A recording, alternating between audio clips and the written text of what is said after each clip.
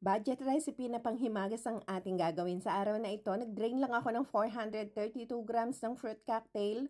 Maglalagay tayo ng graham crackers sa ating 300 ml container. Maglalagay din ako dito ng overnight chilled creme densada. At ibit lang natin ito hanggang sa magdoble ang volume at ilalagay natin ito sa ibabaw ng ating graham crackers. Kung sakaling magustuhan mo ang aking recipe, huwag kalilimutang i-share ito para may save ang recipe. I-flatten lang natin ang ibabaw at maglalagay tayo dito ng fruit cocktail at isa pang layer ng ating graham crackers.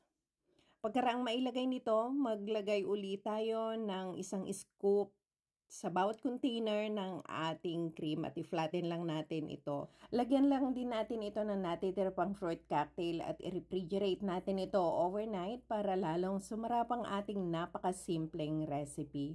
Maraming salamat sa patuloy na pagsuporta at sa panonood ng videos.